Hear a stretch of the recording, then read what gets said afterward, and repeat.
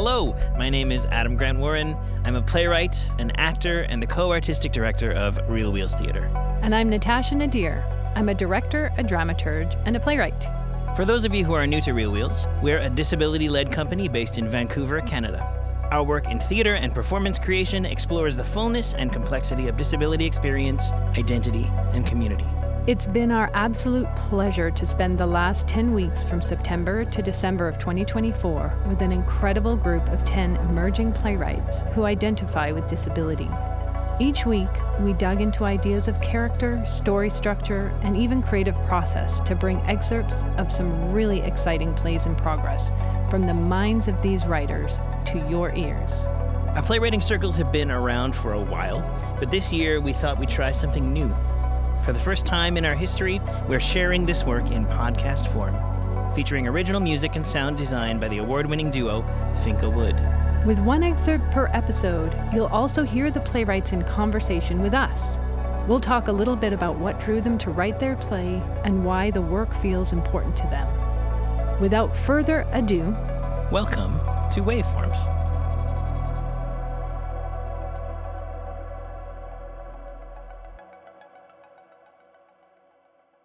This week, we're joining playwright d-lishus in Montreal to talk about her play, 8x10, a play in which Girl has an unexpected spiritual experience that leaves her with more questions than answers. d-lishus, could you briefly set up anything that you feel your audience should know going into the excerpt? For this particular excerpt, I think that I want people to be able to suspend belief and suspend imagination for just a moment and let it take them where it will. Scene. Gotta be starting something. In the spiritual realm, the nowhere, three supreme entities exist amid others of their kind. The sound of a conch shell catches the attention of the three. They stir. It is time. I agree. I concur. It will be a long trip. Preparations need to be made. Let us begin. You know what has to be done. What must be done must be done. It will not be easy. It will be harder for her. She does not know anything. She must learn. The three move and enter the dream world, the now here where entities of their kind interact with and in-spirit the living. Here, in the material plane, Girl is asleep. The three pull her into now here. She steps into the dream and finds herself on the shore next to a large body of water. The three are with her. They give her a large conch shell. She raises it to her lips and blows into it. The entities and Girl dance, frenzied, ecstatic. Girl ends up lying on the rocks with the shell flung just out of reach. Lights out. Can you tell me about the inspiration for this play? Gladly. One summer, I had two very interesting experiences, both within a short space of time. And the first thing that happened was that I went to the beach at the lake, with some of my friends, and had a very, let's just go with the word unique, at least in my experience, spiritual experience, which left me thoroughly confused and questioning everything that I thought I knew that was possible in the world. And then shortly thereafter, I ended up encountering the mental health system, in which I was locked in the psychiatric ward for over a week, even though I hadn't tried to commit suicide. What was interesting about that for me, as somebody with a psychology background, is that the way that I was treated when I was locked in the psych ward made me say, this isn't how you help to support people, who are experiencing depression or experiencing suicidal ideation. Like, the way that you're treating people in here is never going to help improve their mental health.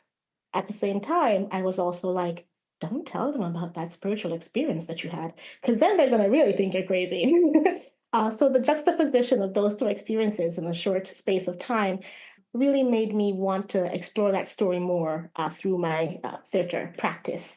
Shortly after those two experiences happened, I went back to school. I was doing a master's degree at the time, and I told my research supervisor about the personal spiritual experience that I had that summer, and she suggested that I peruse the academic literature on spirit possession.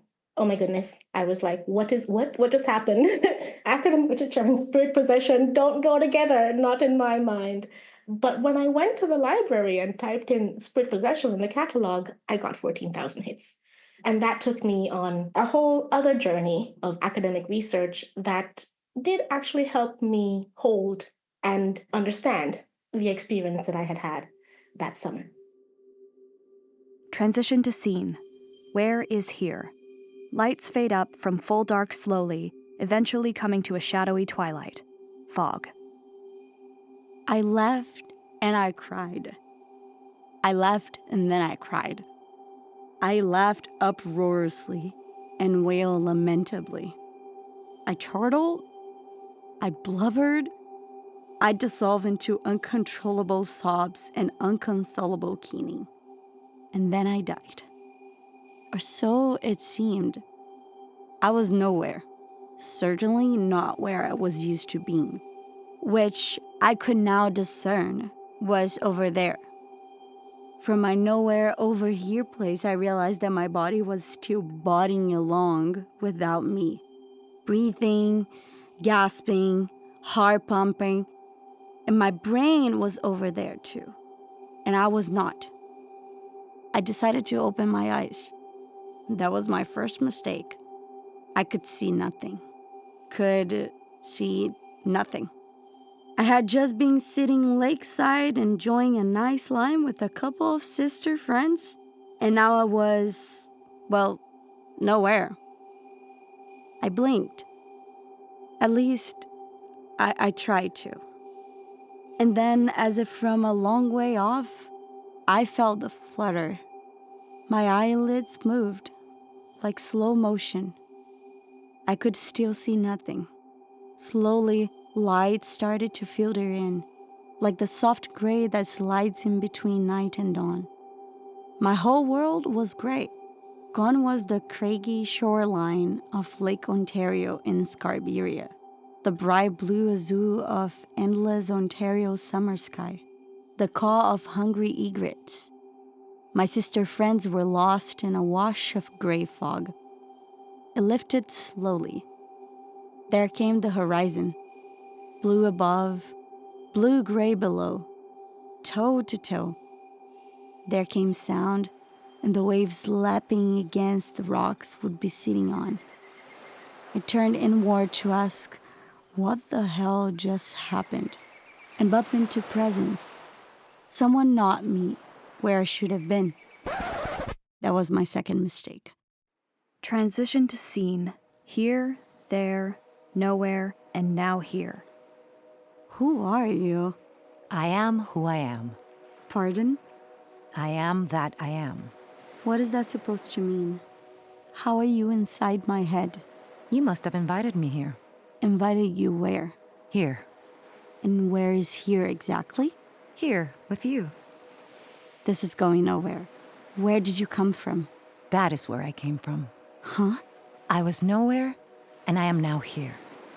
Uh-huh. And how did you get here? The correct ritual prescriptions being satisfied, I can occupy the same space as any of my devotees. I generally get a much warmer reception. Devotees? Who are you again? I am, that is, I am. Huh? I am that I am who I am that I am. Do you really not know me? I have no idea who you are. And I don't know where you came from, and I don't understand how you're taking up space inside my head. I'm obviously here for a purpose. And what purpose is that? The purpose that you called me for. Oh, newsflash. I didn't call you. I don't know who you are.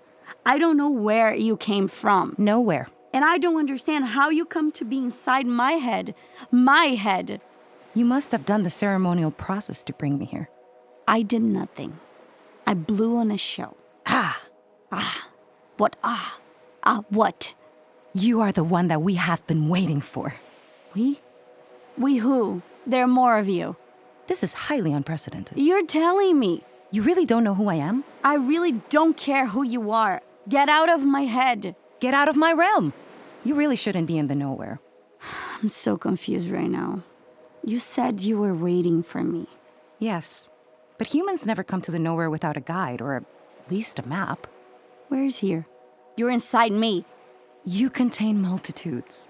Your body is on the physical plane, but you are nowhere. I can see that. Yet somehow, at the same time, I am now here, sharing your physical presence in the realm that the spirits occupy in the material plane. Spirits? You mean like ghosts and things? Are you a ghost? Am I being possessed? Do I need an exorcism? Oh, child, as if that would help. You're not helping. What help do you desire? I want you to leave and never come back. I'm afraid we've come too far for that. What do you mean? Usually the people who invite me in are not conscious of my presence while I am now here. Huh? Yet you and I are having a conversation. Right. Sort of. If you want to call it that. Only those from nowhere can communicate directly with those from nowhere. You should not be nowhere. You're hurting my head. That can't be helped. Side effect. Maybe if you leave. You don't know. Till you try. Of course! Great. I'll be right back. Huh? Wait, who are you? This piece is a great marriage of your academic background, your creative experience, as well as your own experience, which you just spoke about. Can you tell us a little bit about your creative work?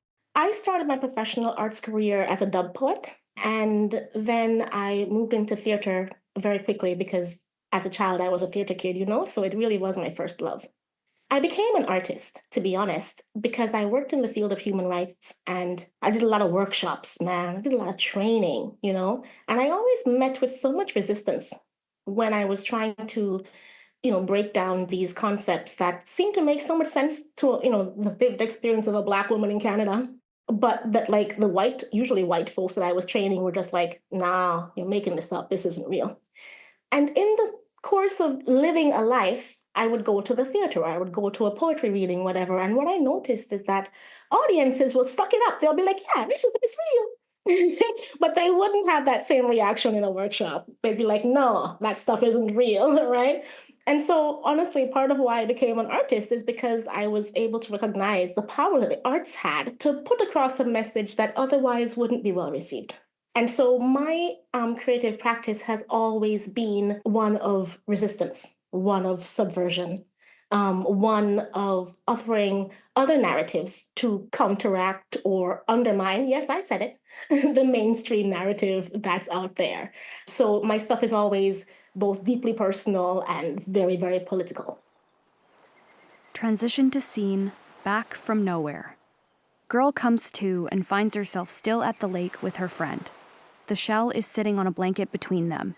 Friend is wiping girl's face with a tissue. Girl becomes aware of the fact that she is crying, tears and snot and everything. You're back. Are you okay? What happened? It's all right. You're fine. It's fine. What was that? It's okay. You went somewhere, but you're back now. I went somewhere? How? Where did I go? Well, you were still here, but you weren't. Can you explain that in a way that makes sense? I'm a little fed up with ambiguity right now. Well, you... Pointing at her body. Were here. But you... Pointing at her head. Were somewhere else. Pardon? Like your body was here, but your consciousness wasn't. You saw that? Yeah. Someone else was here for a minute. Wait, you saw that? Uh-huh. Here, have some water. I don't feel so good. Yeah, let's get you home. You'll feel better after a nice nap and some food. Friend begins to pack up, picks up the shell, and starts to wrap it. Oh, I don't want that. Why not? I'm leaving it here. What? No.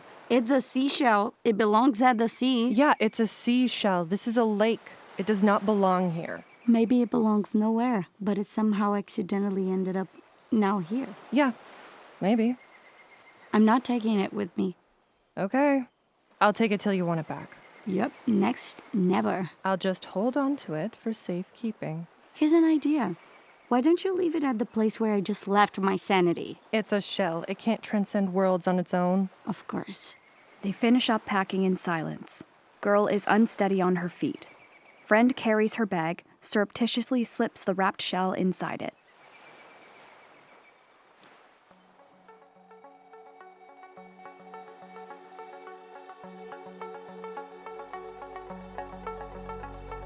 Thanks for listening to Waveforms. For a full list of our cast and crew, check out the episode description. Waveforms was produced by Realwheels Theatre with the cooperation of the Union of BC Performers.